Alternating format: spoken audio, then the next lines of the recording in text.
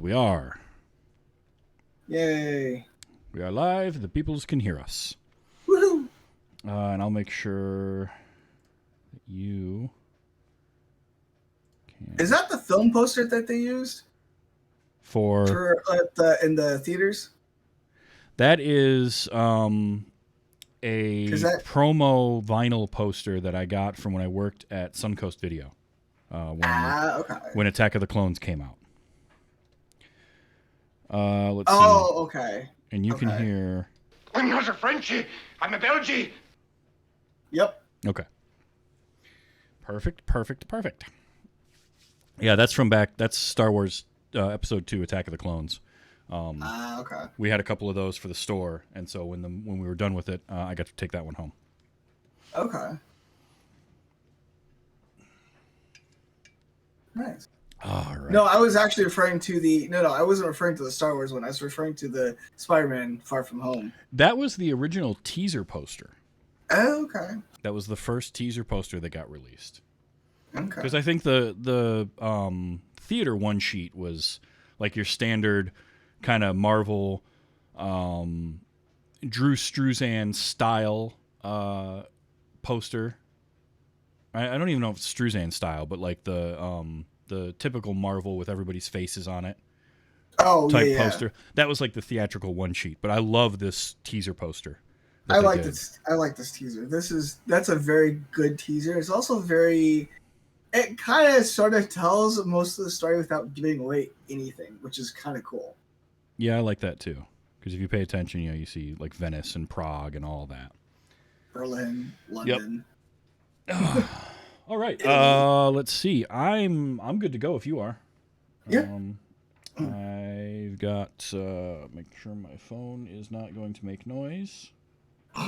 Oh, hang on. I should actually find where my phone is and make sure it's not going to make noise. Good idea. I left it elsewhere. Hi, Amy.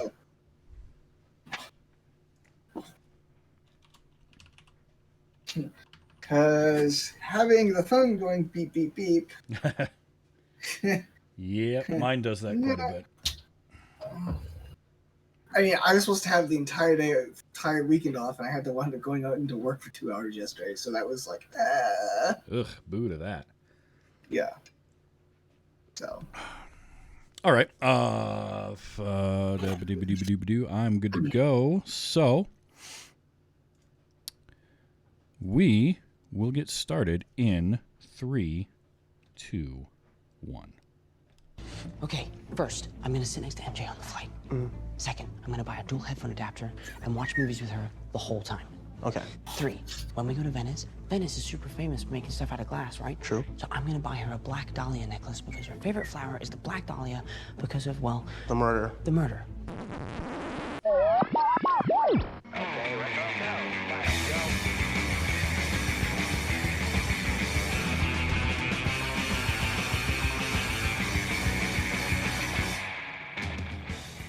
Hello and welcome. Welcome and hello. This is Wait, You Haven't Seen? It's a show where we talk about movies, and specifically, we talk about a movie at least one of us has never seen before. I'm your host, Travis, a.k.a. TV's Travis. This is episode number 183. And the movie this week was Spider-Man Far From Home. And joining me, because he hadn't seen it, is Nisbet. Nisbet, how you doing? Good. All right, so you were on a while back, probably about 6 months ago or so. I got you to watch... Has it been 6 months? It's been pretty close to that. Okay. And I got you to watch... It doesn't feel like it. Homecoming for the first time, yeah. I know it doesn't feel like it. Time has no meaning anymore. Like it doesn't. 6 months, 18 years, whatever. They're the same thing. So good opening. Good opening cap, by the way. Oh, thank you. So you saw Homecoming. So you're now familiar with Tom Holland as Spider-Man, and you've seen MJ, you've seen Jacob, Jacob Batalon as Ned, all that. So you didn't see my. Did you see my one note to you about the word teenagers? I did. It is definitely a subject to go over in this movie. We may have differing opinions on this. We'll find out. Yeah, but we'll see. So you hadn't seen Far From Home yet, but you were at least somewhat familiar with it. Did you kind of know, like, anything about where it took place in the MCU timeline or anything like that? What did you know going into it? So going into this, I did know roughly when in the MCU timeline it took place. I knew some of what was happening, but not like in great detail. But like for me, that still doesn't really count as a spoiler because you could tell me, oh hey, you know, Mysterio's in the movie. Okay, well that still tells me, it gives me an idea of what might happen, but it doesn't really tell me anything. Right. That's usually the kind of information I wind up falling into, which is fine. Like that's totally perfectly fine. But yeah, for me, I mean, spoilers, I mean, yeah, like I said, spoilers really aren't really a thing for me because you could tell me some information like, oh, hey, this is the ending. Well, okay, great. You told me the ending, but you didn't tell me how we got there. Right. I can guess. But it's not just the ending, it's also the journey that I care about. So as long as you would literally have to sit here and read from the script. Right. Word for word, everything. For it to ruin. And all the stage direction and everything. Right. Exactly. Exactly. So one thing that I noticed this watch through that never like dawned on me the first time, I've seen this a couple of times now, but the opening of this movie is structured the same as the opening of Homecoming, where we get we get that little cold open where we meet our who will eventually be our villain or something related to them. Yes. And then the events leading up to the movie are told via kind of a very amateurish video. In Homecoming, it was Peter shooting his own video of his trip to Berlin and meeting Captain America and the fight and all that kind of stuff. And in this, it was the tribute video to the Avengers and everything that had happened during the blip from the school, the school TV station, which had the wonderful final image that they used and that had the Getty Images watermark on it. And I was just like, chef's kiss. Like that's the perfect way to end that. It was so good. So I don't know why it didn't register with me that they did that exact same thing in Homecoming and in this movie. Yeah. But then I'm watching it and I'm like, holy, they did. They just followed their same story beats, which is great. It tells you the rhythm is still there. They know what they're doing at least this time. Yeah, and it also feels like another episode in this saga, right? Yes. Like, oh, we're going back to this. Cool. We've seen, it gets you in that same mindset. So I liked that opening. That was really cool. I will admit it threw me for about 30 seconds to the tribute video before I realized, this takes place after Endgame. Yep. And these people are all dead and have stayed dead. And that was actually, in reference to spoilers, some people were annoyed because Kevin Feige came out before the movie was released. Yeah. And said that this movie will take place after the events of Avengers Endgame. Yeah. And people were upset. They're like, they because it basically told them, well, Spider-Man's going to survive Endgame. And it's like, okay, they're making another Spider-Man movie. Yes, he's going to survive Endgame. Wasn't really because I remember hearing that too. It's like, wasn't a spoiler. The fact that they're making one in the first place is kind of he survives. Right. Some people were thinking, oh, maybe they'll set it, before the blip or whatever, but no, it's not as much fun. It kind of made sense because this was sort of the the epilogue to the Infinity Saga, right? This was the Infinity. That's kind of what I took it as. Yeah, and so this was okay, the Infinity Saga has ended. Let's wrap up a few things, and then we move on to our next phase of movies. So, that never bothered me. So Tom Holland is back. Everybody's back. Tom Holland, Zendaya, Jacob Batalon. We've got Jon Favreau. Jon Favreau comes back as Happy Hogan. That was super fun. Obviously, Marissa Tomei. Yep. I still love Marissa Tomei. Oh, she's great. And Jon Favreau, both. And it's like, if you have to pick somebody to play Happy Hogan, you're gonna freaking pick Jon Favreau. He just has that, I don't know, feeling to him. there's a thing that Jon Favreau is able to do where he can play like this kind of lovable buffoon really, really well. Yeah. Because his Happy Hogan is not that far off from his Foggy Nelson character that he played in the Ben Affleck Daredevil movie. Good point. I never thought about that. Yeah. And it's funny, I always forget that he played Foggy Nelson in Daredevil. Yeah.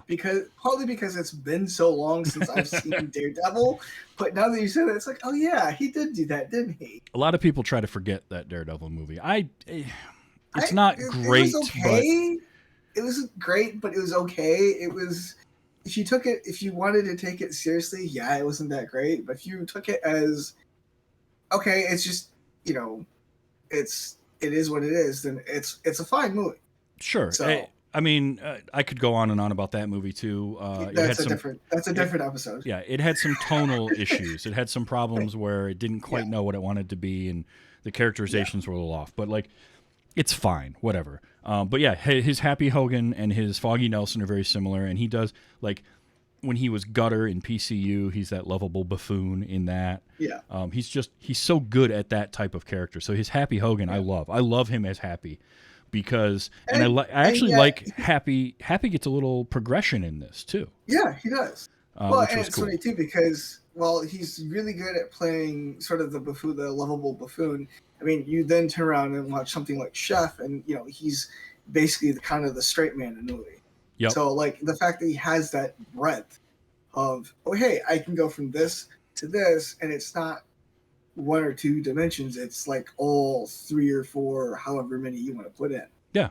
And he has some range, but this is when he's in his sweet spot. I also think because I read that John Watts said he loved having Jon Favreau there for Happy Hogan because as a director he loves to work with other directors that also act because they understand what he's going through. Yes. And so it's that's got to kind of be nice too, because not only is Jon Favreau a director, but he directed Iron Man and Iron Man 2. And so there's going to be a little bit of that Marvel, like, I kind of know what's going on. He can help him out a little bit. That's got to be nice.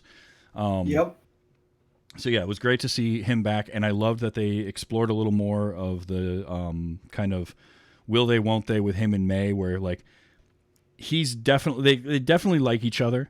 They're smitten. Yes. They're like a high school. You can tell. Yeah, but like Happy the fact that he's there during his eating lunch at her workplace. It's like, okay, just at that point, I'm like, okay, you two are clearly in love. Peter just needs to lock the two of you into a closet and just be done with it. Well, what's great is like Tom Holland's reactions in every one of those scenes are perfect. Yes. Where it's like, wait a minute, is what I think happening right now? But he can't get a straight answer. Like he's not going to get an answer from either one of them because they're both dodging it, and he doesn't quite want to ask. So he's just sort of like, towards the end of the movie, it's like he still gets the dodging. It's like, okay, at that point he's just like, okay, just whatever. I'm just going to go off and do this other thing and deal with this nonsense later. Oh, so those scenes cracked me up. But I like too because like Happy's way more into it maybe than May is, but May likes him. But she's not quite as serious as Happy is about it, and so there's a little of that miscommunication there. But it's never made into like a huge thing either. It's it is all definitely played. Clearly spelled out. There is definitely that miscommunication spelled out at the end of the movie where there's like, yes, no, like, are you two dating? Yes, no. Okay. Yeah. And then again, Peter's just like, hey, you know what? You two figure that out. I'm gonna leave. Because he just doesn't want to think of Aunt May like that, and or Happy Hogan like that. It's like, but I do think if it was Happy and interested in anybody but Peter's Aunt May, he would be like trying to help him out or giving him encouragement or something. But it's May, and he doesn't want to think about that. And it's also kind of cool in a way because like we've never had, at least in the movie universe, and to my knowledge in the comics, an Aunt May that's been portrayed the way that that Marissa Tomei does, where she's younger and dating and all this, because like she was always the Ultimate Universe. She's younger. That would make sense. I don't think she's not. I mean, I'm talking like the Ultimate Comics, but I don't think she's quite like she is in the MCU. Like I read a little bit of the Ultimate, and that's where I kind of know, but it's like just because I know in like the main universe she's older, like she's in the '90s cartoon. And it would make sense that they would pull from, because they pull a lot of stuff from the Right. Ultimate universe for the comics, or for the movies. They kind of meld the two. But yeah, I enjoyed that. That was fun. That was some great, little side humor that you could have going on there, and that was great. Like like you said, I love Marissa Tomei. She's fantastic. Like, I think we said this last time too, but she's like the perfect Aunt May. She's like for this Peter Parker. She's like right there. She's like, okay, I'm willing to be your best bud while helping you deal with all this other BS. The fact that she goes, hey, are you taking your suit with you? Don't forget, hey, don't forget to take your suit with you, as he's getting ready to leave, for this vacation. And he, Peter's like, no, I'm supposed to be on vacation. What are you doing? She's like, keeps poking him. It's like, it's like, it's great. Yeah. And then packs it for him anyway. Yeah. Which makes for another one of those great moments where they're searching his suitcase, and it was the banana that she gave him.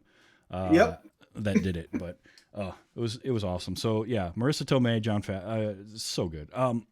So if I remember right from Homecoming, you liked Tom Holland as Peter? Yes. Okay. Well, I mean, even from because I never technically saw Civil War. Yeah, that's a whole nother can of worms we can open up later. Sure. Because 90 or like at least half the Marvel movies I haven't seen. Fair enough.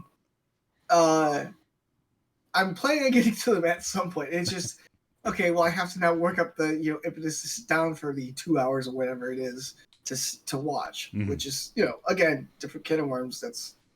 But yes, I fell in love with Tom Holland as Spider-Man almost from the word go when I saw him in Infinity War. Yes. Oh, he's like right from the get-go. From that, it's like I already knew I liked him. Of course, he'd already been around the block, with Homecoming, at least a little bit by that point. But still, it's like, there was something absolutely wonderful about having Tom Holland as Spider-Man, even in the Infinity War and Endgame. And, now we're seeing him on his own. It's like, oh yeah, he's still a friggin' teenager with all of the baggage that comes along with that. And that is the thing. So there's always going to be a big debate anytime more than one actor portrays a certain character. Yeah. Right? Who's your favorite version? It happens with Batman. It happens with Superman, whatever. It's going to happen with Spider-Man because we've got three major Spider-Mans. And like I think all three of them have merit. I think that Tobey Maguire, and we may have talked about this in Homecoming too, but like Tobey Maguire fit that style that they were doing. Yes. But Tom Holland fits the MCU. Yes. He absolutely does. And him being young when he started as in the MCU with Civil War, as young as he was, and to still only be in his early 20s at this point, works really well because he definitely comes across as being 17, 18, 19 years old. Yes. Because he's 20, 21 years old. So he's not that far away from it. There's something with the way, like, I believe that he is as smart as he is because of how excited he gets about like the geeky stuff. Yes. Well, and then even in this movie, it's like what was it that he started off on, and then everybody just like looked at him like going like, "What the heck are you?"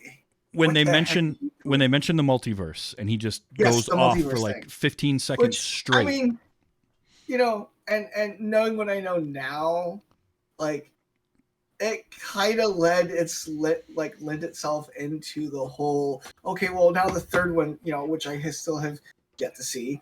Third one being basically about the whole multiverse theory. So it's like, it kind of, predicted itself, or I don't know how you would.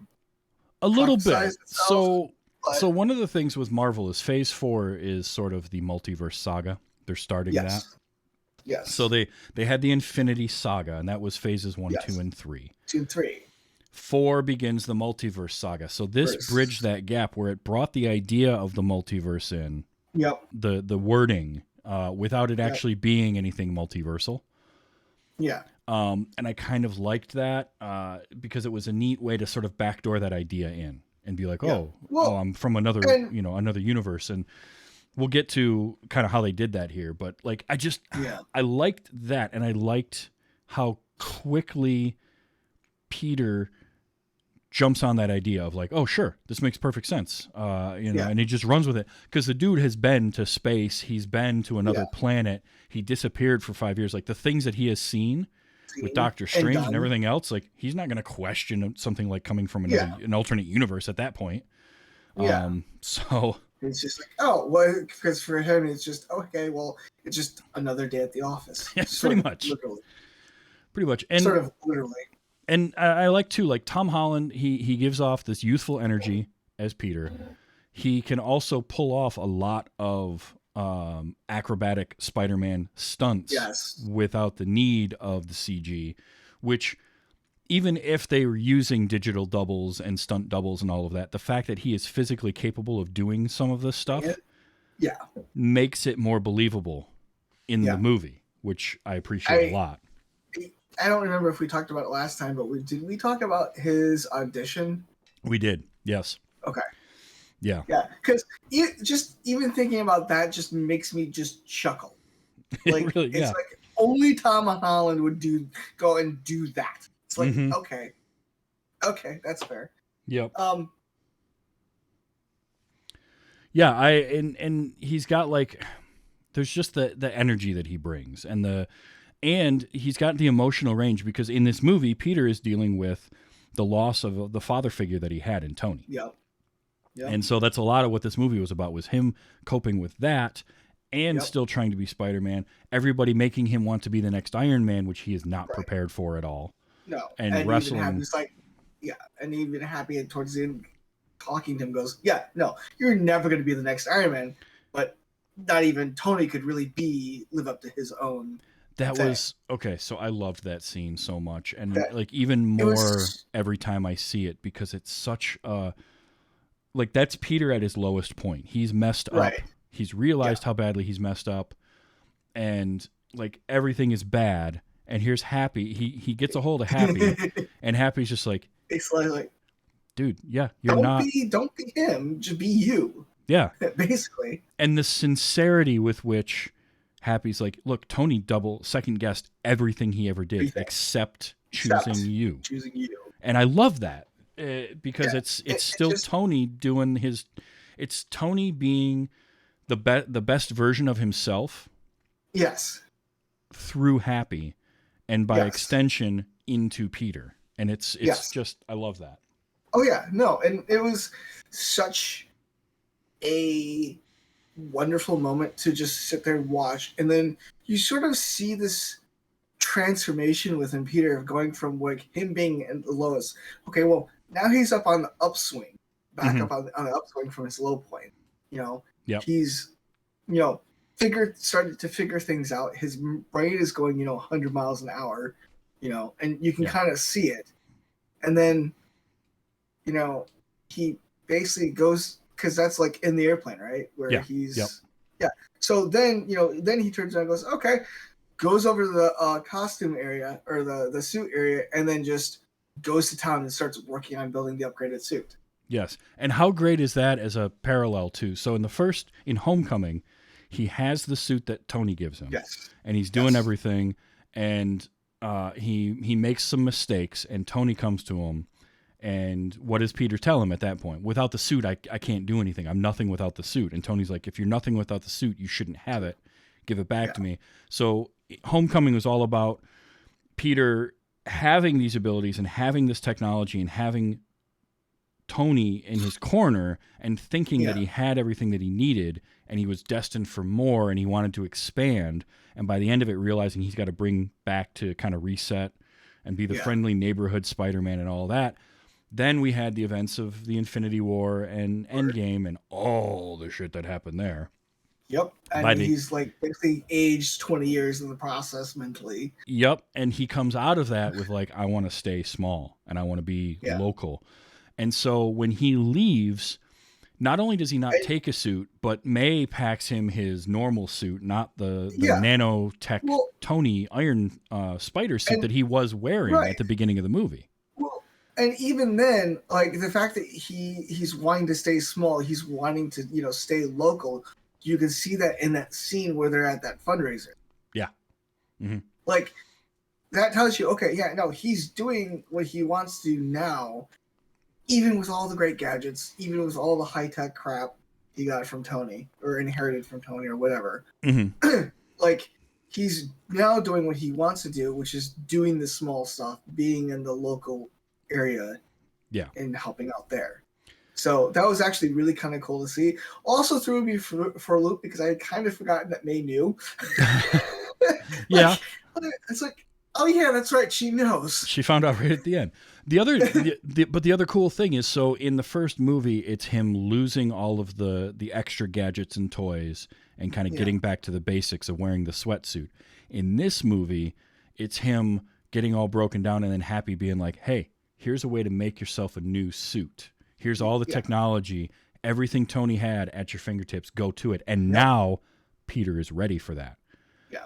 And that scene, he opens it up and the display comes up and he starts fiddling with it. And just that moment of recognition, Happy sees him and he's seeing his best friend again in Peter. He's seeing Tony and he's just like, I got you, kid. Like, I love that. It gave me chills watching it. It made me so happy for Happy and for everyone. And for me, it feels like that they're sort of heading down this road where, like, in Happy's eyes, he is, like, not literally becoming the next Iron Man, but definitely metaphorically becoming the next Iron Man. Like, becoming, you know, his best bud. Becoming his, you know, best friend again. You know, getting a best friend again. Yep. Which is also really cool, because that is fantastic. And I'm actually, like, even this kind of, like, really kind of makes me realize, oh yeah, no, they're doing a really good job with, you know, they've hit their stride with the MCU. You know, they've finally gotten where they wanted to get going. I really feel that way. And you're getting some character growth inside of movies that can carry over from movie to movie. Like this one, what I loved was, so in the last movie, you had, and we're going to reference Homecoming a lot because they're connected. It's one long story. But in Homecoming, and sure, for No Way Home, we'll reference back to these two again. Absolutely. In Homecoming, Happy is, you know, he's become head of security and he's super confident in himself. But he doesn't want to let Peter know, like, he's keeping Peter at arm's length throughout that whole movie, but he's paying attention at the same time. Yeah. And then this movie starts off, and he's definitely much chummier with Peter because he doesn't have Tony there anymore. Yep. He's friendly with Peter and with May, but he also, like, there's that scene where when he brought the big check, and then he's like, hey, Nick Fury's going to call you. And then Nick Fury calls, he's like, oh, it's unknown. It's got to be him. And he doesn't answer. He's like, did you just send Nick Fury to voicemail? You can't do that. And he's like, you do that, and then he's going to call me. I don't want to talk to him. Like, he's afraid to talk to him. By the end of the movie, with everything that happened, Happy gains the like gumption to be able to stand up and at least be face to face with Nick Fury, or who he thinks is Nick Fury, but we'll get to that. We'll get to that. And I love that. There are hints, and you know, when you're watching, you know, there's definitely hints of, oh hey, something's not quite right here, but we'll, again, like you said, we'll get to that. Yeah. But I loved that little, it wasn't a huge arc, but it was just a little arc with Happy, where by the end of it, he's got some of that confidence back that he was trying, the bravado that he was showing in Homecoming, but he didn't really, he didn't feel it. Yeah. Yeah. He was putting the face on, but he didn't have it. And in this one, he gets that by the end of it, which is awesome. I love that so much. So, Nismaru in the chat says, it always felt as if Peter was being stripped down in order to reconnect with his roots, essence, in order to develop both as a person and a superhero. And that was a theme in both movies. Yes. So I agree with you on there. it feels like so even going back to Homecoming, going to Endgame, going to Infinity. Sorry, I said that in reverse order, but still going to Infinity and Endgame. You still see that. Okay, well, there's some element of Peter kind of getting broken down. Yep. And then getting built back up again. Like, granted, in Infinity Wars, it's a bit more literal. It's literally broken cases. Down. But yeah, and you can definitely kind of tell even from this going into Endgame and from Homecoming to Infinity and Endgame to this, you can really tell that he's had some growth as a superhero. Yes. For sure. Yep. And then between Homecoming and then this, you can tell he's growing as a person outside of the suit as well. Yeah. Yep. Which is nice. And so do we want to talk about the other kids, or do we want to talk about... Okay, so let's talk about the other kids. All right. So MJ and Ned are the two main ones. Yes. His best friend and his hopeful girlfriend, because they're not together yet. Yes. But he definitely he has a thing for her. He's got his whole plan of exactly how. And so that scene, I'll tell you what, right now, I related to that so hard because I never did anything like that. But boy, did I have conversations like that where like, I'm going to do this and then this and this, and it'll line up perfectly, and have a friend just be like, or you're an idiot. Don't or do don't any do of that. Yeah. That. And Ned cracks me up, right? Because the whole first movie, he wanted to be the guy in the chair. Yeah, I think I was in Ned's shoes in that conversation once. What a great... it's been a long time. Yeah, I think I was in Ned's shoes at least once in that conversation. It's like, I'm like, yeah. And so I can relate a little bit, but not as much as you had. It was definitely like, I've had that conversation, and I've certainly had that conversation in my head a lot. Yeah. When I was that age and even into my early 20s, where I just knew exactly how I wanted everything to lay out, but I didn't.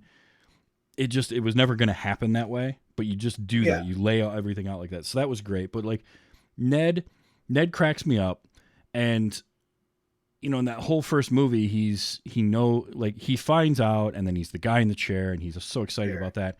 And here, he kind of gets a little bit, shy. Yeah. Thankfully, like they gave a narrative reason for him to not be as involved, because he's got the whole girlfriend thing with Betty throughout the whole trip. I mean, it gives him a nice bit of a distraction, though, at least from worrying about Peter. So that was good. Yeah. He does have he and MJ both have a more prominent role in No Way Home. Yes. But and I still like Zendaya. I still love her as MJ. Like, she's great. For the MCU, for this Peter, she was the perfect actress to play, his counterpoint. And again, in this movie, she doesn't have a ton to do, but what I liked is that the characterization of her was still very much, she's going to use the sarcasm. She's going to... Her wit, and she's definitely like... The whole scene where Peter's wanting to give her the Black Dahlia, and then she's immediately like, "Oh, you're Spider-Man." Like, yeah, I figured it out. And she was kind of bluffing at the same time. Yeah, she was. And it was like it was still funny though. Oh, it was so well done. The two of them had such great chemistry together. It doesn't surprise me at all that they dated for a while. If they aren't still, I don't remember. But I wouldn't be surprised. They were at the time, for sure. And their chemistry together is great because they portray these two somewhat awkward kids so well. Yeah. With you can tell how they like each other, but they're not comfortable with each other quite yet. They have to build to that. Wonder if the dating thing kind of spilled over into the movie just a little bit, just sort of the awkwardness of it. It very well could have. Which, I mean, now, in all fairness, I'm not going to say, hey, they shouldn't have, or whatever. No. If it did, it added to the movie. So, I mean, on the one hand, yay. Oh, yeah. Or on both ends, so yay. Definitely not gonna knock that. Well, it would be one thing if they were dating and that chemistry bled over and they were supposed to be like antagonistic towards each other, but they're not. Yeah. And so it works. Yeah, it works. But yeah, I like her a lot, and I loved how, you know, she's figuring things out, and she's when Peter doesn't stay at the opera, and she just like goes and follows. Yeah, she just gets up and heads right out. Like that's totally what that MJ would do, is go right after him and try to find him, and then get caught and everything. But then she finds like the piece, and that's what makes her think that you know, obviously, because look, let's be honest, Peter's not very good at hiding the fact that he's Spider-Man. No. In fact, he's terrible at it. The fact that he's only had up to this movie only 3 people by the near end of it figured it out. Exactly. It's like is somewhat of a shock because he's so terrible at hiding he's Spider-Man. It's like, and put at least a little bit of effort into it.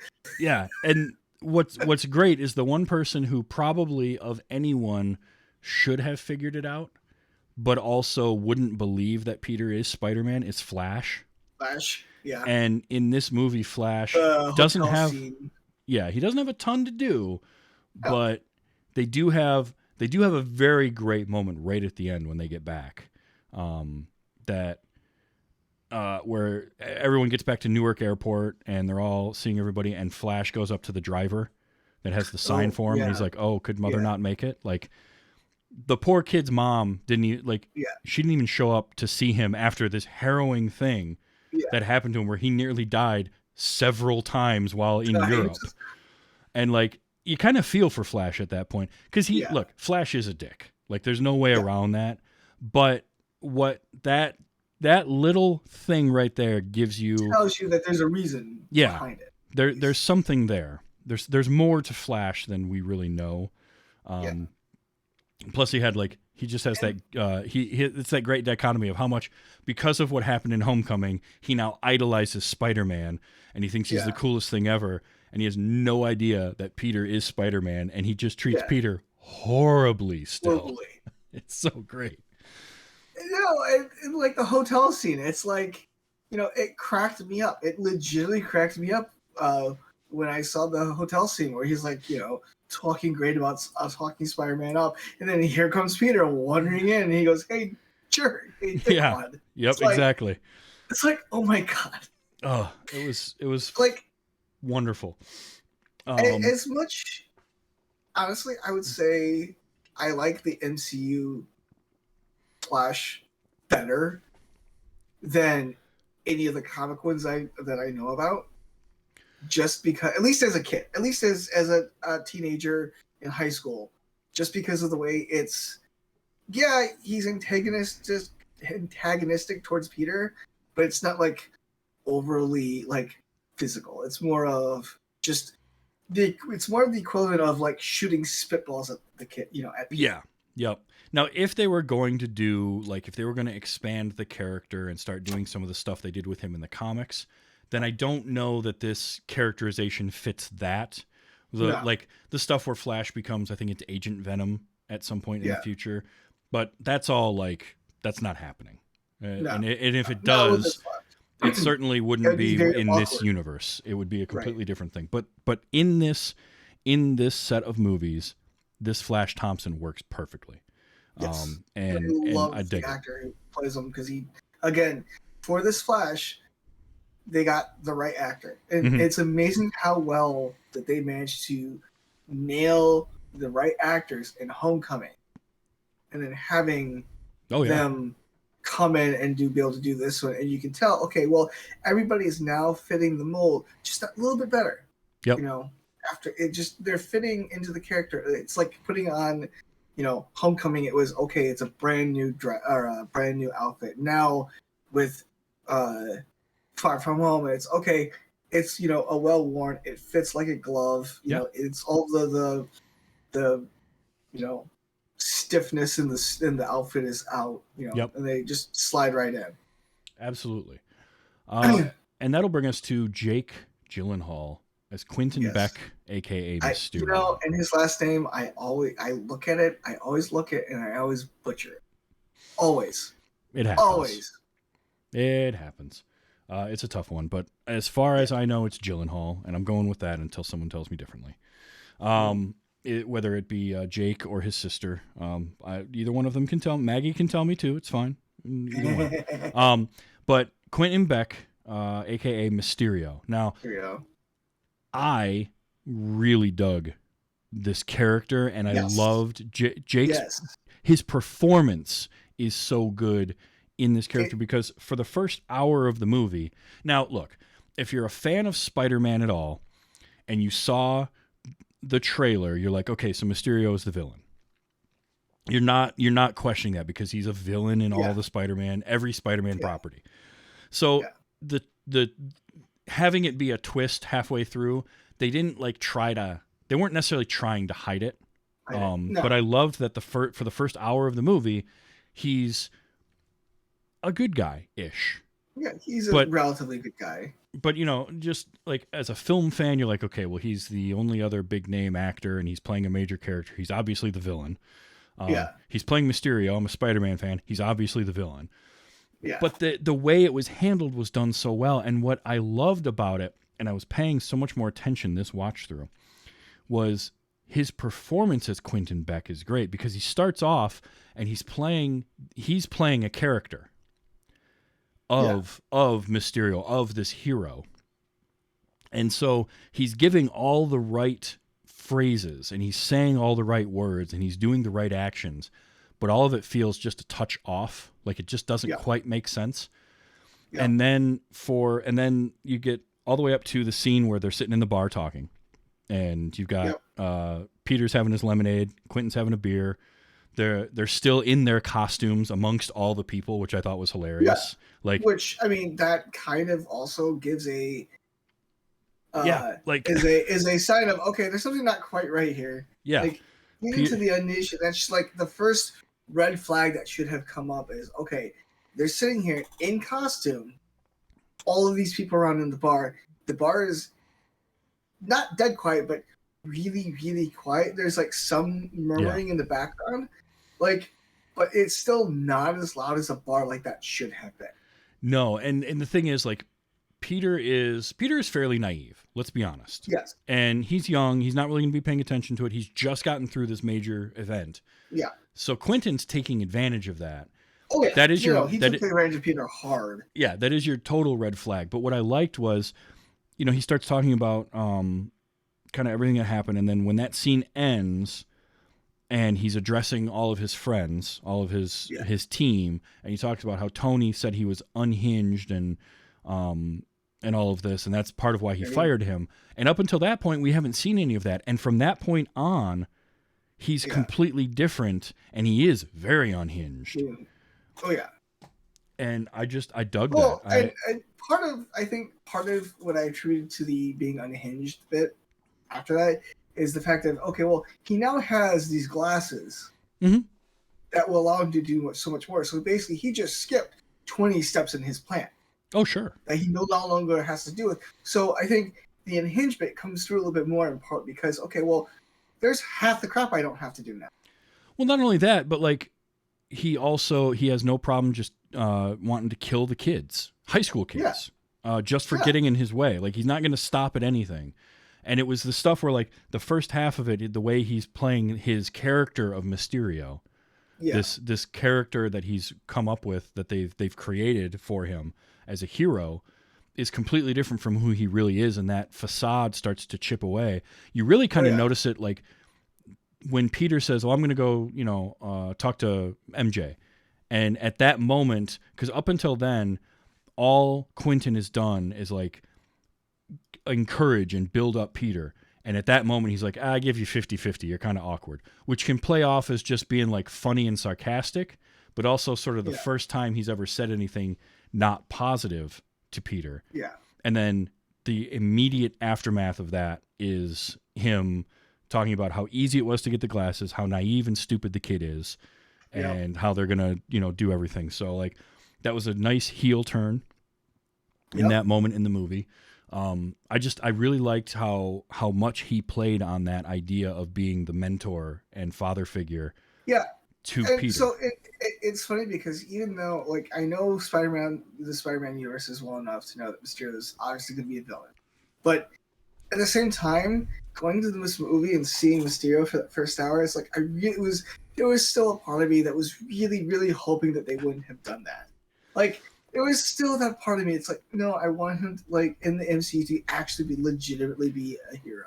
Well, you know why that is, though. And, I think at least part of it, yeah. my theory, is how good of an actor Jake Gyllenhaal is, and Well, yeah. how much Oh, he yeah. gets you to No.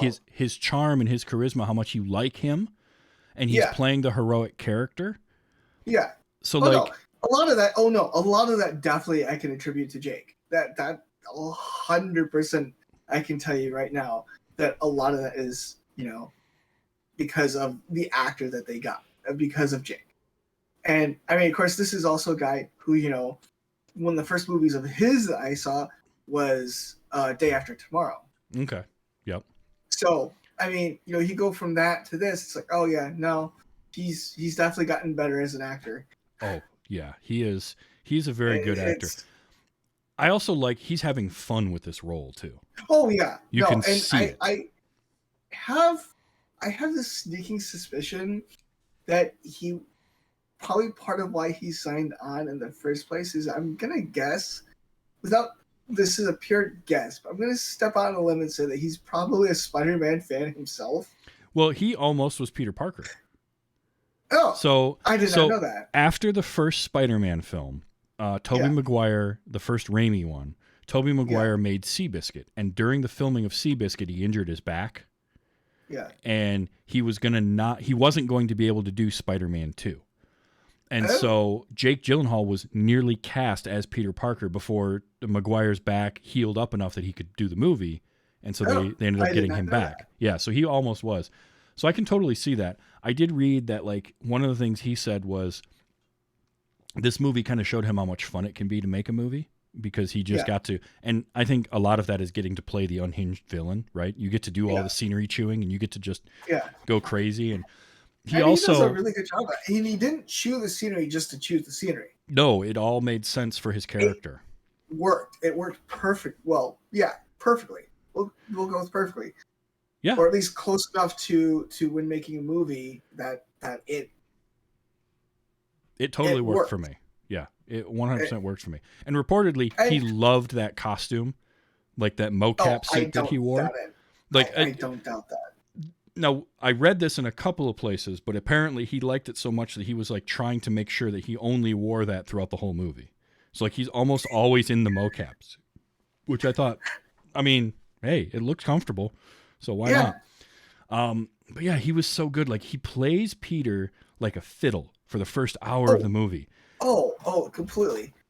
And then he has his heel turn, and he's just crazy after that. But I also love, and this is a cool thing, when you watch it, if you watch it again, the scene in Prague where Peter is sitting after Fury kind of dresses him down, and then Peter's sitting on that bridge. Yeah. And Quentin comes kind of flying up and starts talking to him, and then he sits down.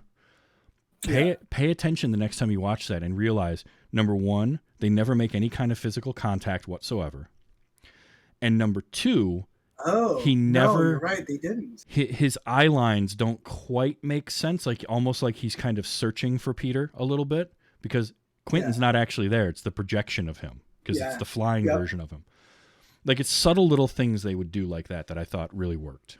But I loved how, and some people complained that, he's another jaded former Tony Stark person. No, that fits in the MCU.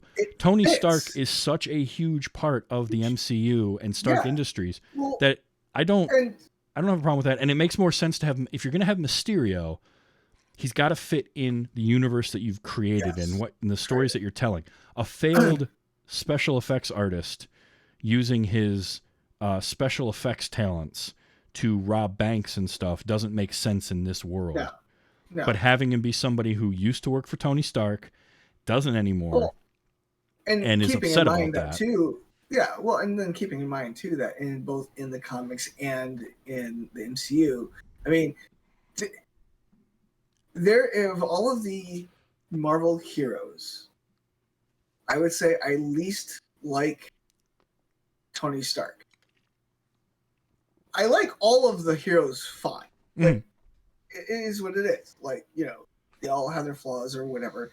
But I would say that out of all of them, Tony has probably the worst human flaw that for a hero that you could have, and that is the need to control everything. Yeah. But I would attribute that to how he grew up. So in part, that kind of falls on Howard Stark. Oh, for sure. Like, that definitely falls on Howard Stark for raising him the way he did and not trying to do it a little bit better. But, you know, again, it is what it is. And even in the comics, I mean, Tony still has this need for control. Yep. Whereas somebody like with Peter, it's yeah, there, like, especially with this Peter, yeah, there's a little bit of that naivete. There's a little bit of that, you know, being, you know, sort of the freshborn babe in the world of heroes. I mean, yeah. But he's a fan of all these heroes too. Yes. He's grown up around them, so that makes a huge deal. Yeah. I only wish that we could have had more movies with Mysterio with Quentin Beck, because I thought that was I just like the character. I like Jake Gyllenhaal, I think, is what it really boils down to. So, and I really kind of hope that they can figure out a way to bring him back in another movie, just because it's such a great character. He does such a great job playing that character. It's like, you know, if they were to do like a Sinister Six, this Mysterio would be perfect for it. This Adrian Toomes from this universe would be perfect for it. Like, you're lining up all these villains in the MCU that would make for a great Sinister Six against Spider-Man. And, you know, the thing with it is, with the multiverse now kind of open, anything's possible, for sure. Yeah, exactly. Exactly. Yeah. All right. So Nick Fury and Maria Hill are in this movie. Yep. Sam Jackson and Kobe Smulders. Did you know the twist with them during the movie, or did you kind of start to figure it out? So this is one of those things that I did find out beforehand. But so I was sort of looking at the different tells, looking for the different tells and for the slip ups and stuff. And if you're paying attention, even without knowing it, you kind of get the red flags anyway. But yes, I did know. But even so, like, I was still coming in because it'd been long enough that I had been told that, and I kind of forgotten some of the details of what I got told. But, like, you know, I knew, but it still took me by surprise, even though I was looking for some of those red flags. What's cool is there were some subtle things that they did in the movie, like Maria referring to him as Nick at the beginning. Yep. Because nobody calls him that. Their reaction to Carol Danvers. Yeah. Was one. But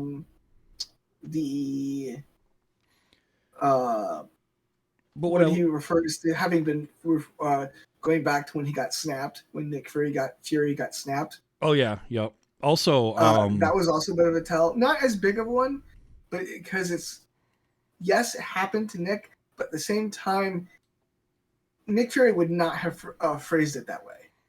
No, and he also wouldn't have said when he referred to Quentin the first time as he's from Earth, but not your Earth. That was another one of those subtle ones. That was another tell. Yep. I liked that because Sam Jackson as Nick Fury is great. I love it every time he shows up. I just love Sam Jackson to begin with. He's like, you throw a role at him that you know that he's going to be good in, he nails it to a T. You don't have to worry. Yeah. And the fact that it's actually Talos as Nick Fury trying to be Fury is perfect because he's as close as, you know, he's doing a good approximation, but he's just a little bit off. Just a little off. And if you weren't paying attention, you would never have noticed. Yeah, exactly. Like Talos playing Nick Fury works, and he does it well enough here that he only needs just a little bit of fine tuning. Mm-hmm. Yeah. To make it okay. Well, you have one stand next to the other, and you really couldn't tell. Absolutely. Yeah, So- I was super happy with that, and I thought that was a fun reveal at the end. And, it was and an it also absolutely fun reveal. is going to help us set up the Secret Invasion, which is coming. Yes. That was yes, announced. I did know. Yes, I'm really glad that they're doing the Secret Invasion. Kind of wish that they would do the Beyonder stuff too, but I think that would be a harder needle to thread in the MCU. It's hard to say what they would do there. You're right in that's it's tough. That's a tough one. Anything cosmic is not easy to make work. No. The Eternals kind of proved that. I mean, the Eternals. I liked the Eternals, but it's some of the harder stuff to make work because it's just way out there. Guardians of the Galaxy somehow managed to do it. I was kind of shocked that they were able to make that work. Mm-hmm.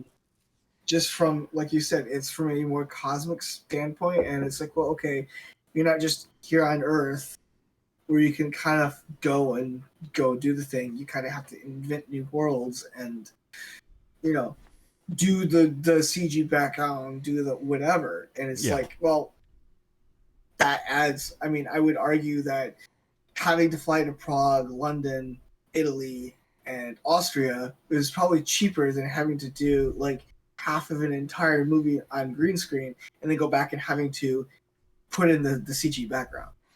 You would think that, but it's actually cheaper to do the CG backgrounds than it is to fly and shoot on location. Absolutely. Okay. Yeah, it doesn't. That doesn't make sense, but it's true.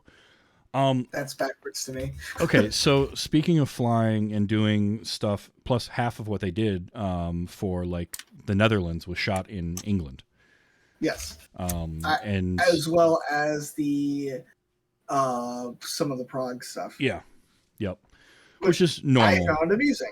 I found kind of amusing. It's like, oh, okay. So you're gonna at least be in Europe at least. So that's good. Yeah, I mean that's normal for filmmaking though. How many times has Vancouver doubled or Toronto doubled for New York? Like they're not New York City, but they can shoot there because it's cheaper. Yep. So speaking of going to those places though, this movie does the sequel thing, right? So it takes the first movie and it makes it bigger. It takes place. Yeah. The first movie was in New York. It adds more lore. Yep. And this movie expanded and goes from New York to Europe, and not just one city in Europe, multiple cities in Europe. Multiple cities. Yeah. I personally like my Spider-Man to be in New York. He's such a New York character, and the city is such an important part of who he is that it works for me more. I like this movie and I like what they did, but if I have things to knock on it, it's not being set in New York. For Spider-Man, it's fine. Nothing wrong with it. Oh, Dimitri I love Dimitri. Dimitri was good, but wasn't that also the first name for the chameleon? Yes, the chameleon was Dimitri. There's a lot of little things like that. So I'm wondering if he was going to wind up making another appearance as the chameleon, or if it's just going to be, oh, hey, well, here's this guy. It's basically a cameo for this character. I mean, that's all you're getting. You get kind of both, right? Because like you can set yourself up to do that later if you want, but at the same time, it's just a fun Easter egg. It's like having, like they're probably never going to actually have Jacob Batalon as the Hobgoblin, but he's playing Ned Leeds, who becomes the Hobgoblin at one point in the comics. So there's stuff like that. I prefer when Spider-Man is set in New York. For me, that's just it just works more. This still was good though, and I did like the settings. I like Venice. I like Prague.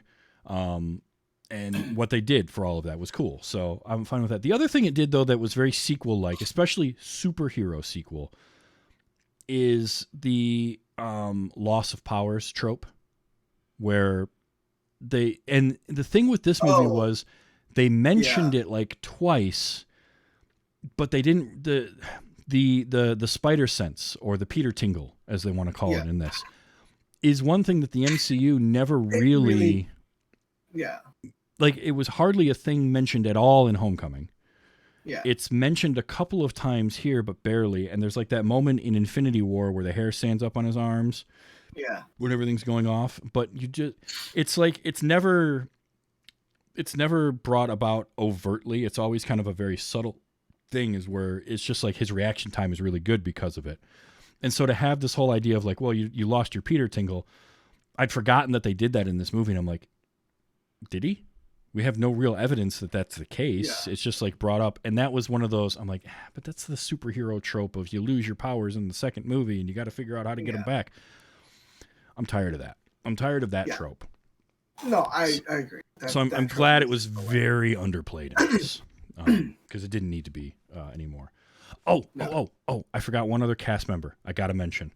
So the guy that he's William. He's the one that's like running the simulations. The bald guy with the mustache. Yes. Played by Peter Billingsley.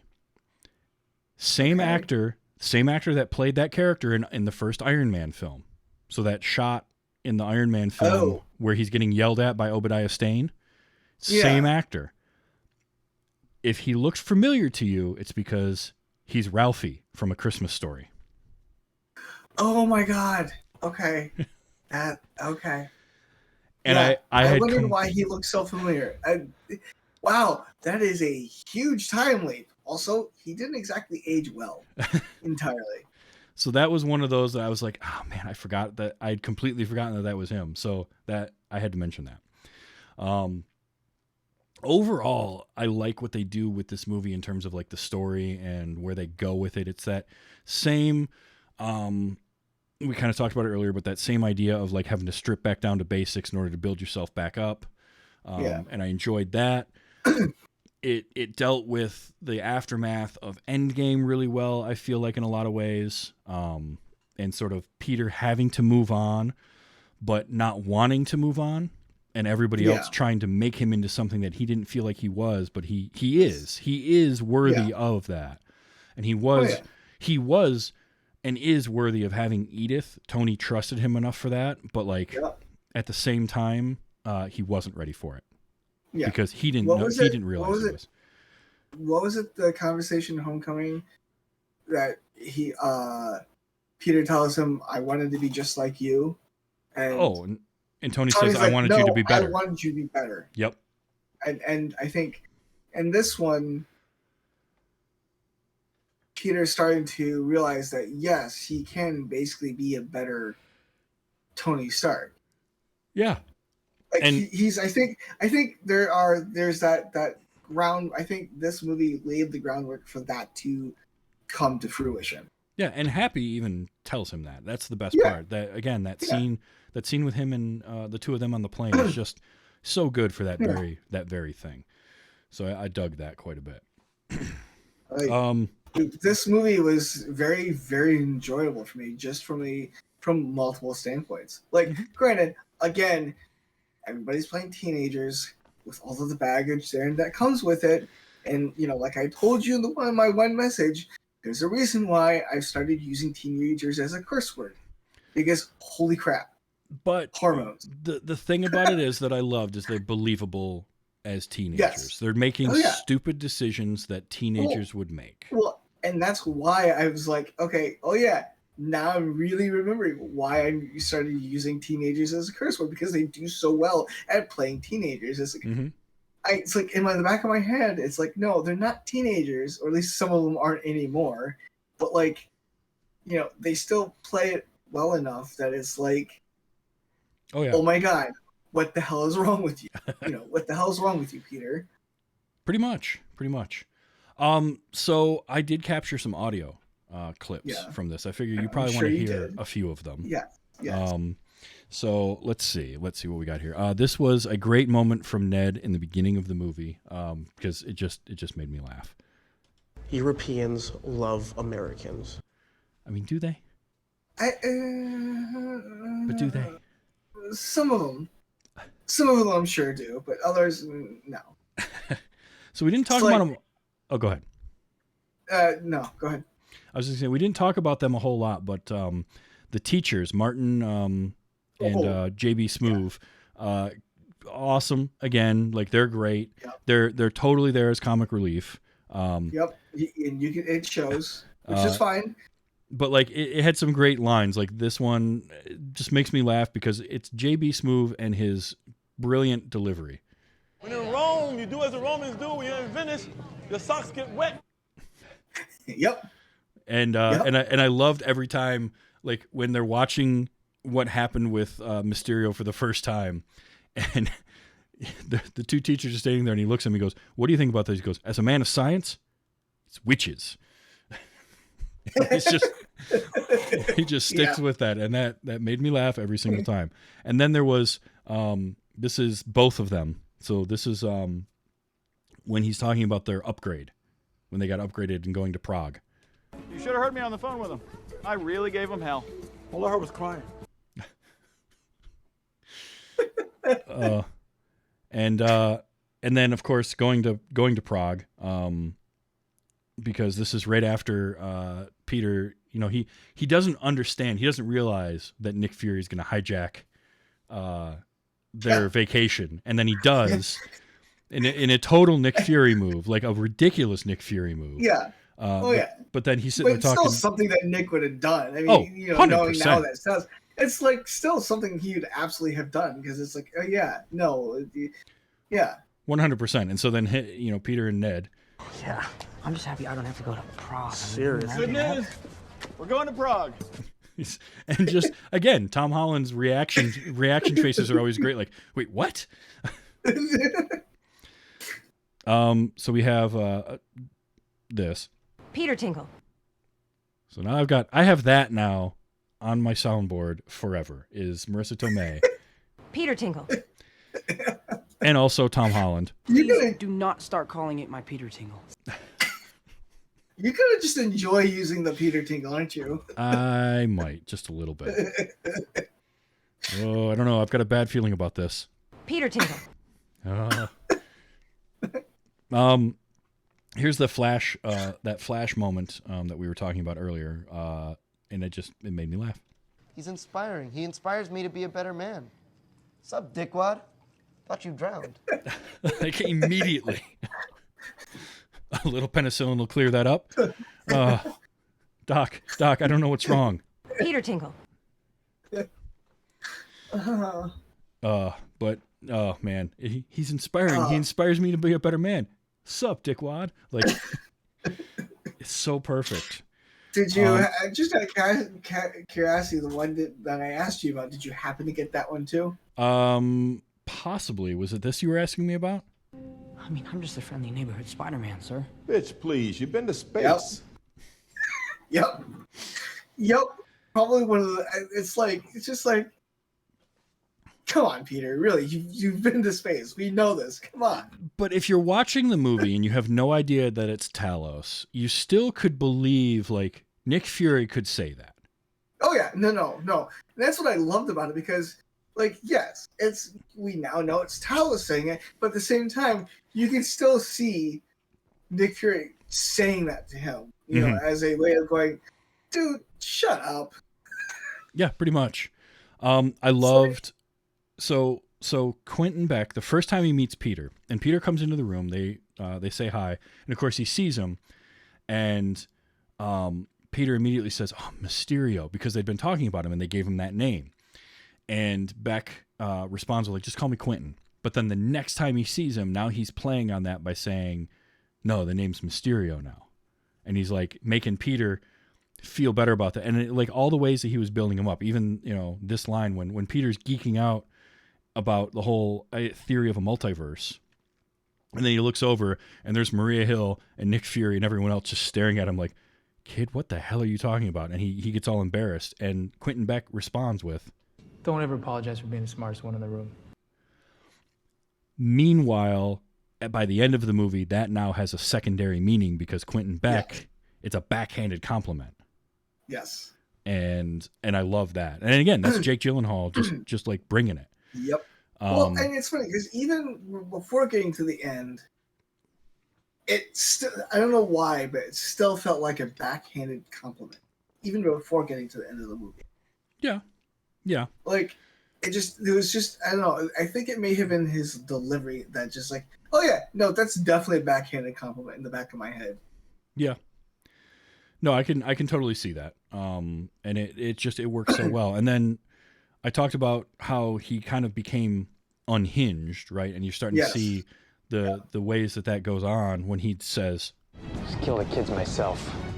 like, dude, okay. It's like, wow. It's like going a bit farther. Jeez. It's a bit strong, but okay. Yeah. And then I got that scene in the bar, the aftermath scene in the bar where he says, get this costume off of me, and like half the people disappear, and the illusion is being shown to us and all that. I loved it because he gets up and he starts talking about all the people, including Janice from accounting. Yeah. And it was like when he's talking about the guy that came up with the backstory.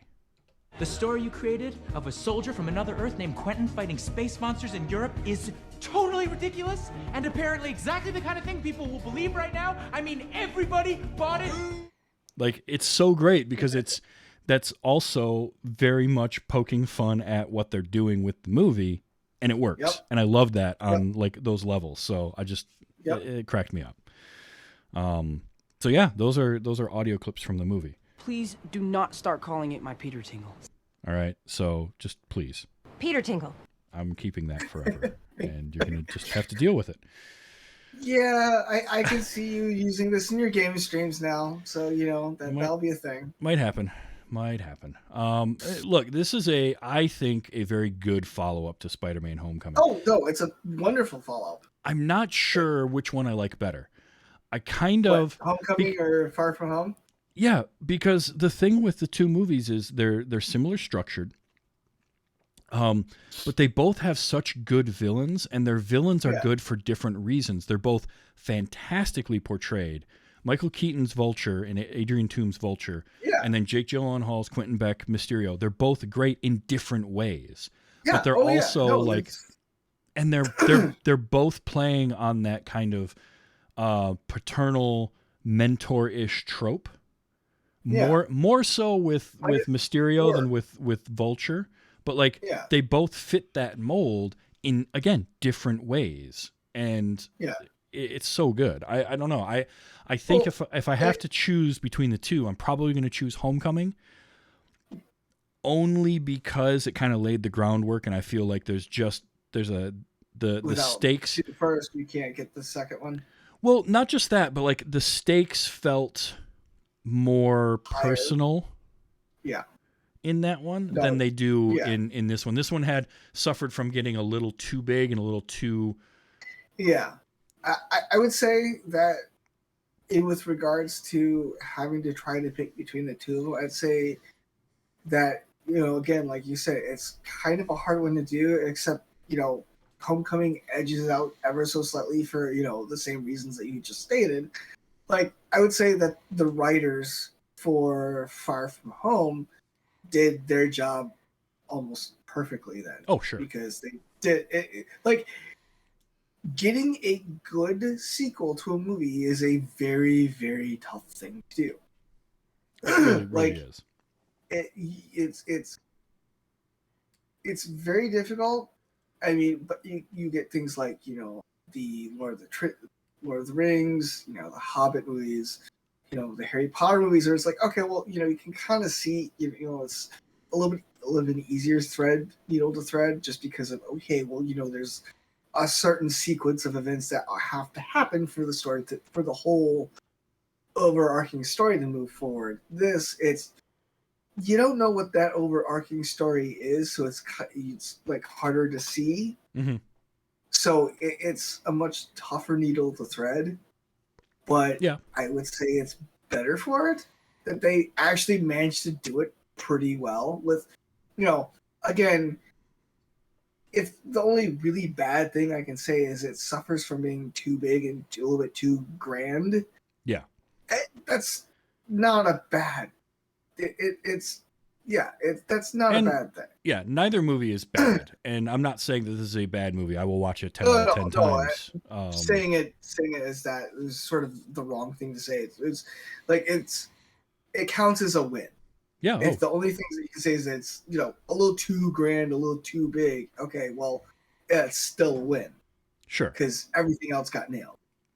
Yeah, and obviously, if you're not a fan of superheroes, if you're not a fan of the MCU, these aren't movies for you. But they do have a fairly wide appeal to to a general audience, which I do appreciate as well. So I love the hell out of it. I think this is a fun movie. I'm glad you got a chance to see it. Yeah. And it's funny because I remember which one was the first one? I think Captain America was actually the first one I had seen for the MCU. And I remember hearing about that they were going to do that. And I remember being very, very leery because by this point, I think Disney had taken over Marvel. Yep.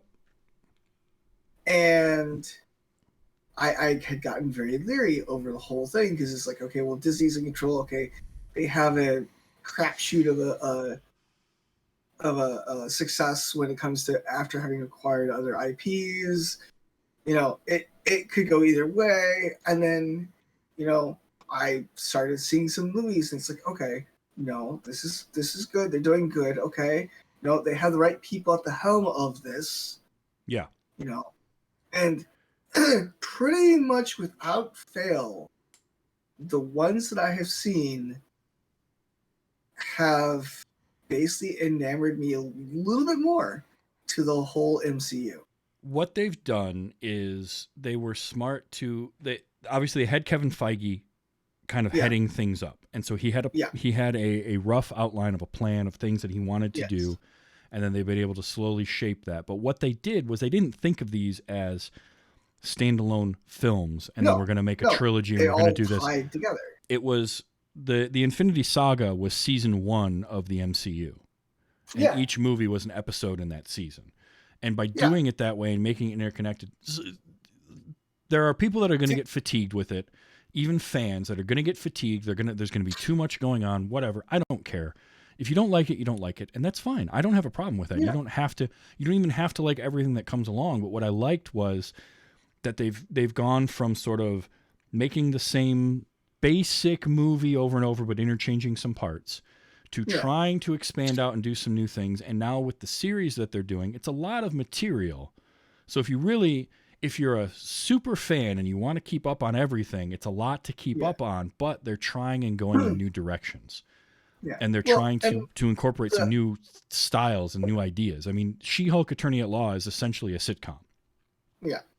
It's really good. And then what I appreciate though too is that even with Endgame, they left just enough loose threads that they could use those to then tie, you know, the Infinity Saga with, you know, the Secret Invasion saga. It's like, you know, or even, you know, effectively season 3, you know. Yeah.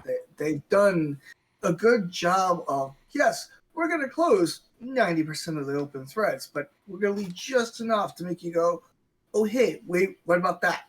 What about this? What about that other thing? Yeah, you know, what's going to happen here? And there's so much material to pull from, and there's so much to do, and they're getting more and more. They're actually getting more and more comic accurate as they go.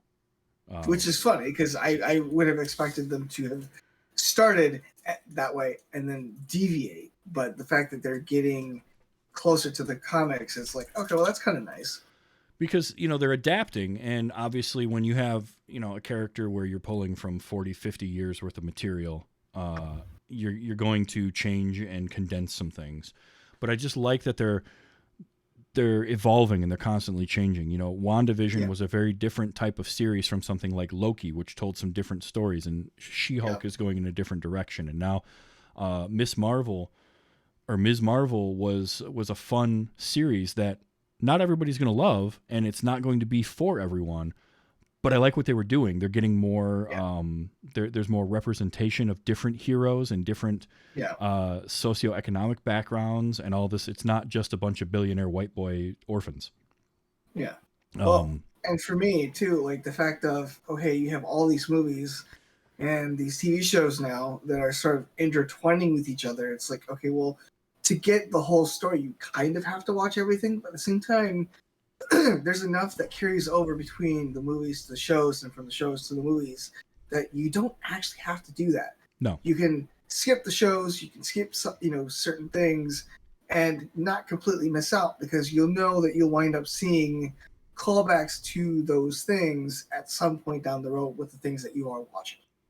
I feel as though there is connective tissue between everything, but Yes, you don't there have is. to, you don't have to watch WandaVision for Doctor Strange in the Multiverse of Madness to make sense. Right. It helps. It gives you more context. It's like reading comic books. You don't have to read every issue of every comic book for a story to make sense. But if you did happen to read that brief run of Excalibur, then you'll understand why Captain Britain is in this, particular Avengers comic for some reason. Yeah. So like there's that kind of stuff that can happen. And I like that. That's what's cool to me from a storytelling standpoint, from a filmmaking standpoint. Yeah. I do hope that as we move on, and I don't want to get too much on a soapbox, but like the VFX artists especially start getting kind of treated a little bit better, because it is so much content and they're trying to pump it out so quickly. Yeah. That's hard. But yeah, that's a different discussion for a different show on a different day. But I very much enjoy these movies, and I'm glad that you got to see this one and kind of tick that off the list. No, and I slowly enjoyed this one. chip I away enjoyed at the this one MCU. a lot.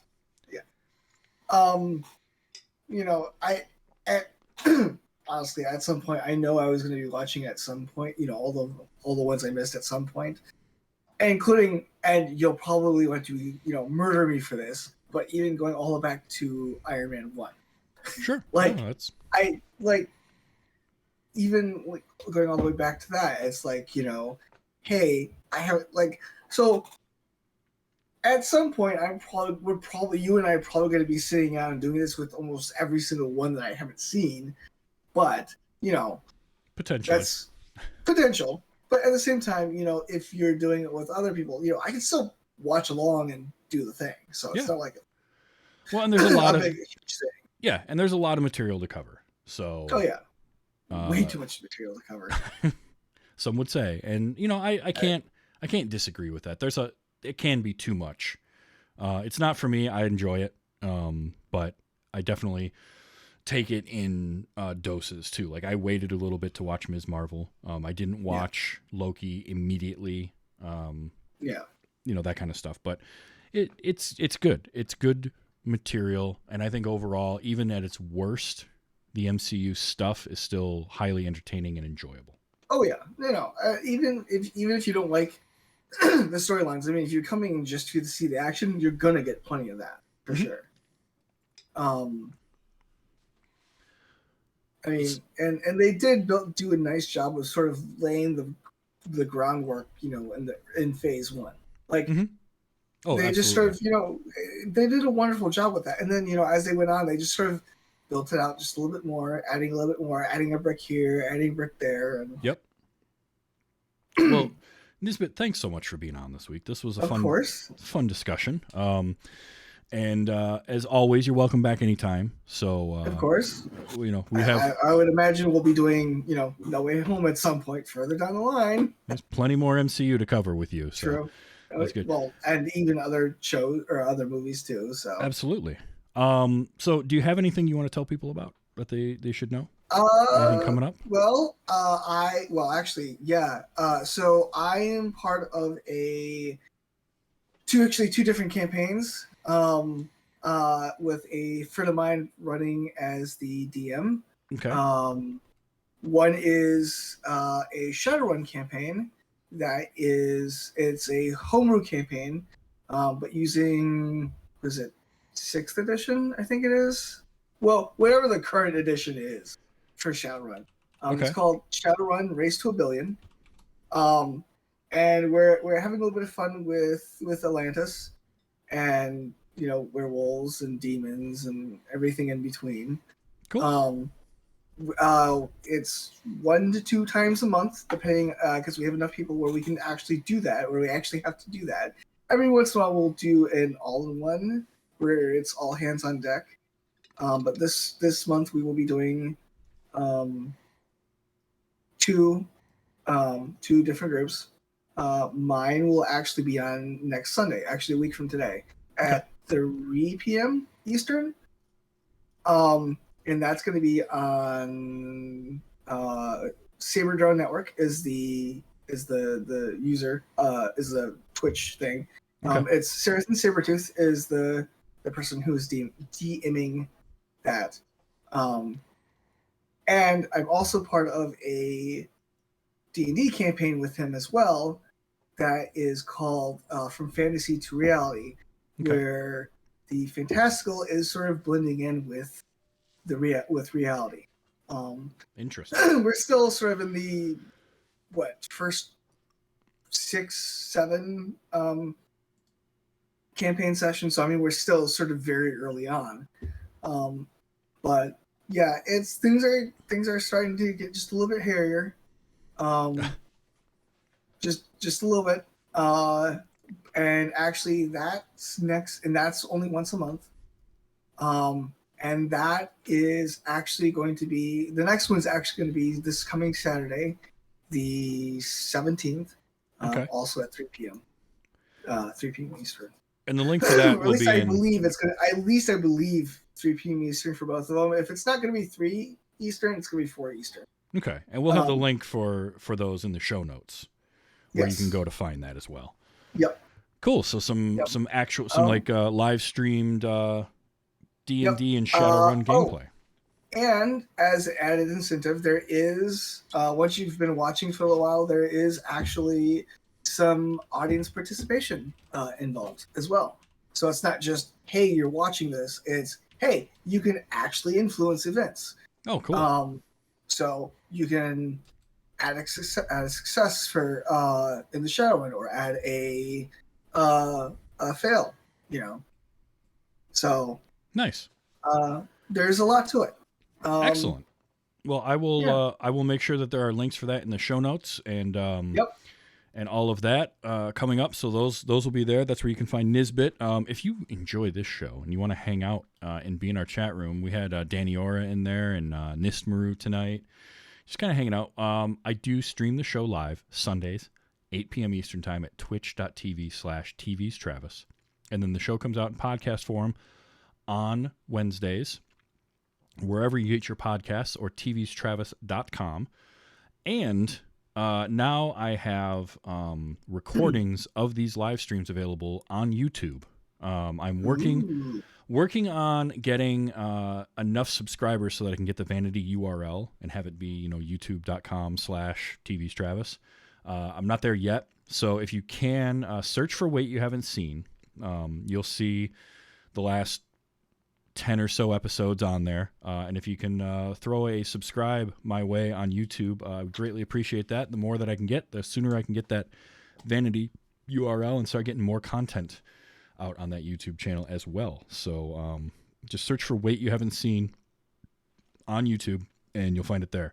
And I appreciate that so much. And also, I mean, if you want to help out the show and the streams financially, you can do that via Ko-fi, ko-fi.com/tvstravis. Buy me a cup of coffee. You can even set up recurring subscription there if you want. I appreciate all of it, whether it's just telling people about the shows, just listening to the shows, checking it out on YouTube, all of that. I appreciate all of it. Thank you so much, everybody that does come to hang out and subscribe and all of that. You're all great. It's the reason that I do this, because I enjoy it so much. So yeah, next week, He Who Is Steve will be coming on the show from the Botched podcast. And I'm looking forward to this because we are going to watch Ralph Bakshi's Wizards. And let me tell you, if you like Star Wars and you like animation, you might like Wizards, although it's not really Star Wars. It kind of is, but it's Ralph Bakshi, and it's weird. So that's going to be a fun one. I can't wait for that. I love Ralph Bakshi stuff. It's crazy. It's just crazy enough. And this was, I think, 1977. So I think it came out the same. I think it's the year it came out. And it's like right around the time of Star Wars. So that's going to be pretty fun too. So that's going to be next week with He Who Is Steve from the Botched podcast, which is somebody that I've been looking forward to having on here for a while, ever since I was on their show. And I had a lot of fun with that. So that's coming up next week. And we're inching closer and closer to Halloween, and the month of October is going to be a lot of fun too. So come back for that. So Nisbet, thank you again for being on. This was super fun. And this makes how many times I've been on now? Oh, probably 5 or 6 at this point, I think. 6. I'm not sure. Yeah. It's yeah. So until next time, until Wizards next week with Steve from the Bosch Podcast, just remember to enjoy your movies. And look, it's crazy out there, so let's be excellent to each other. All right? Thanks.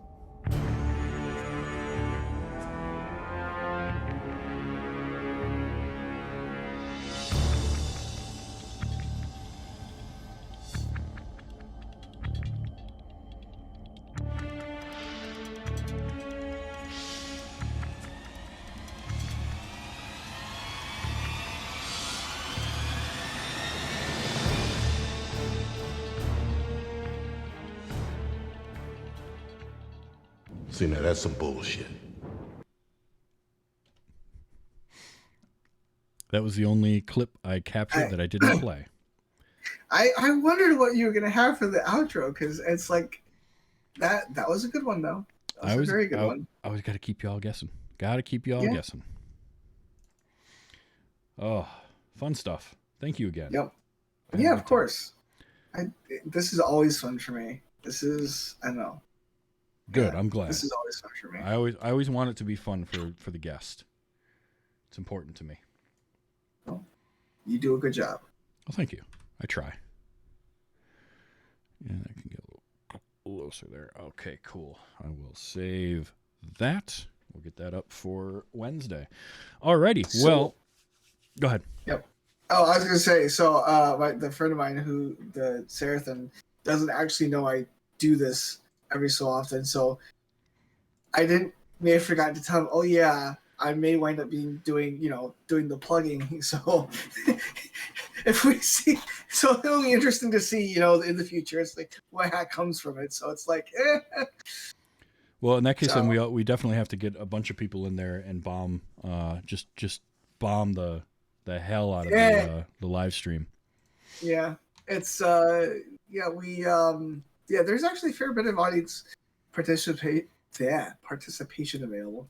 That's cool. I like that. Because the stupid little the points, not the little points that come up because they come up a little bit faster. There's actually a fair bit with that can be done too. Oh, okay, nice.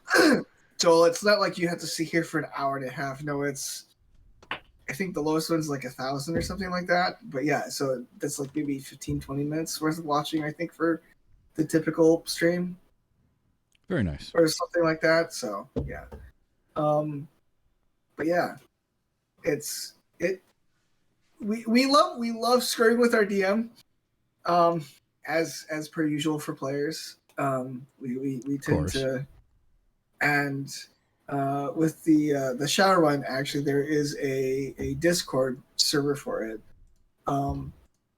That we actually have to do a little bit of role playing. Like what we see in the streams is literally just the missions. There's like a whole bunch of other crap that happens in the background. Oh wow! But yeah, and that's where it's starting to get just a little bit hairy. But it's we're in phase 2 of this thing because again, Race to a Billion. We're like really trying to race to 1 billion followers. There is one other player in myself who have basically gone and said, I would like to keep this world turning, so I'm going to not really try to reach the billion, just trying to make sure the world keeps turning, kind of a thing. And we was it July in August? We had the all hands on deck mission that wound up having to be done in 2 parts, and we wound up going for Feast into Hell a la Doom style. That sounds like so. Yeah, that's that might be up on YouTube. I don't know. I have to go check. Okay. But yeah, I will need to get you the Twitch thing for that. Yeah, just send me the Twitch link and I'll put it in the show notes, so that it'll be out there for everybody that gets the episode. And I'll blast and tag you on Wednesday when it goes out too. Okay. The weeks that we actually do it, because it's done on a month-by-month basis, the weeks that it happens are typically random. Yeah. Or kind of random. And it can either be a Saturday or a Sunday, depending on the availability. Sure. unfortunately. So that will definitely be something you'll want to add into your notes too. Is yeah, it like coming in once and then getting a hold of the Discord for that would be advisable. Yep. Definitely. Because if they want to see when the next one is. Like I said, it's 2 a month right now, typically. So, I think this month's is. Oh, actually, you know what? I can find out because I can go to the Discord. This month's is. Yeah, Sunday, the 18th, and then Saturday, the 24th. Okay. Are the two at 3 p.m. So, yeah, I will need to do that. Let me actually, while we're talking, let me just do this now. Because if I don't do this now, I will forget. That's fair. Yeah, send that to me, and I think that's about it. Cool. All right, I have that, and I will have that in the show notes. Awesome. So, all right. Well, thanks, man. Yep. I'm gonna let you go, but have a good rest of your Sunday, and hopefully your week goes well. Yep. Thank you. You as well. Mm-hmm. Bye. Take care. Bye. All right. Well, thank you, folks, for hanging out. Nisbet for being here as a guest. Nistmaru, if you're still there. Amy, wonderful. Let's see. Tomorrow night is Those Were the Days, talking the Flintstones. I'm leading the charge tomorrow. Flintstones and the Great Gazoo. Highlander on Tuesday, as always, and there'll be more BioShock this week too, because been having fun with that. So, everybody, thank you so much for hanging out. It's been quite lovely, and you're all great. I'm going to call it a night for now. So until tomorrow, be good, and we'll talk to you soon. All right? Bye.